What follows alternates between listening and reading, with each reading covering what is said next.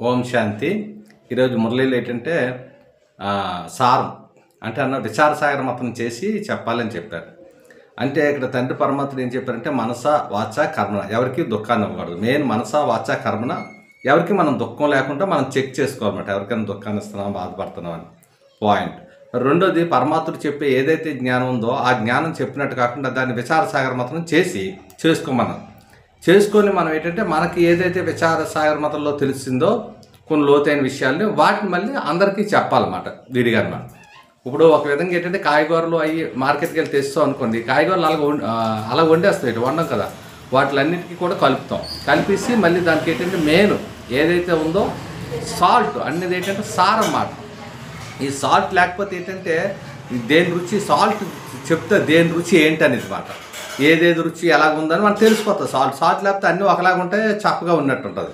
అందుకే ఇక్కడ పరమాత్ముడు ఏంటంటే ఈ మురళి అనేది ఏంటంటే ప్రపంచం 4 వైపులా అందరూ వినిపిస్తారు. అన్ని స్టేట్లలోని మొత్తం అన్ని కంట్రీస్లోని యథావిధిగా ఇదే మురళి వినిపిస్తారు. ఈ మురళిలో ఏంటంటే కొంచెం లోతుగా వెళ్ళి విచారసాగర మతం చేసి చెప్పండి అని చెప్తారు.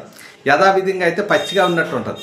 ఇప్పుడు ఉదాహరణకి ఒక జామకాయ ఉందనుకోండి, జామ పండు చాలామంది ఏం చూస్తారంటే జామకాయలు ఏ చెట్టుకి అయితే పండాయో ఆ పట్టి పైన చూసేటప్పటికి ఆకులు ఎక్కువ చూడరు, ఆకుల చేతి జామకాయలు ఎనుకుతారు. ఆ జామకాయలు ఎనికిన తర్వాత జామకాయల తర్వాత ఎక్కడైతే పండిపోయి ఉందో ఆ పండుని చూస్తారు. ఎందుకంటే ఆ పండు తాలూకా రుచి ఎవరికైతే తెలుసో పండు తీసుకొని తింటాడు. దాని తీయడం తెలియలేనట్టు కొంచెం కాయలాడి తెంపేస్తాడు. తెంపేసిన తర్వాత అది కచ్చాగా ఉంటుంది, పక్కాగా ఉండదు అన్నమాట. ఆ కచ్చాగా ఉండదని తినేసి జామకాయ ఎలాగ ఉంది బాగోలేదని వదిలేస్తాడు. ఆ మైండ్లో అదే ఉండిపోయి ఏంటంటే ఎప్పుడైనా ఈ కాయ ఇలాగే ఉంటుంది కదా అనుకుంటాడు, కచ్చాగా ఉంటుంది అనుకుంటాడు. అంటే కొన్ని పదార్థాలు ఎప్పుడైనా ఎవరైనా ముందు తినడానికి ఇలాగే ఉంటుంది అనుకుంటారు. అది అందుకే ఏదైనా పక్కాగా అయిన దాకా వెయిటింగ్లో ఉన్నాను నాకు చెప్తారు తండ్రి పరమాత్ముడు.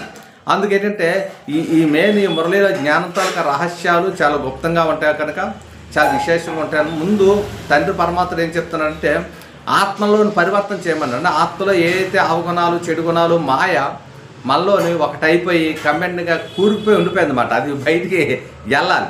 అది బయటికి వెళ్ళాలంటే అంత శక్తి కావాలి. అంత శక్తి కావాలంటే ఎక్కడి నుంచి ఆ శక్తి సంపాదిస్తాం? తండ్రి పరమాత్ముడి ద్వారా ఆ శక్తి మనకు లభిస్తుంది. అందుకే తండ్రి పరమాత్ముడు ఏంటంటే యోగ శక్తి ద్వారా మీరు విజయం పొందుతారంటారన్నమాట. అంటే యోగం ఎప్పుడైతే మీలో యోగా, అందుకే పూర్వం అంతా ఏంటంటే తపస్సులు చేసినట్టే మనకి ఎన్నో చూపించారు యోగాలో. మరి రాక్షసులైనా ఎన్నో శక్తులు పొందుకున్నారంటే అంటే ఎంత ఎక్కువగా తపస్సు చేస్తే అంత శక్తి లభిస్తుందని, ఎంత చేతికి అంతే గాలి అన్నట్టు. అందుకే ఇక్కడ ఏ విధంగా పరమాత్ముడు ఏం చెప్తుంటే మురళీలు అనేది అయితే మెయిన్. మీరు ఎన్ని మురళీలైనా వినండి, అందరూ ఒకే డిస్గా చెప్తారు, ఒకే పద్ధతి అనమాట, ఎక్కడ మారదు. అది కరెక్ట్గా నడిపిస్తుంది తండ్రి పరమాత్ముడు. అయితే చివరిలో వచ్చి దారం చేసి వినిపించమని. ఎందుకంటే మాయ అనేది ఏంటంటే కన్ఫ్యూజ్ చేసేస్తుంది అన్నమాట, ఏది సత్యం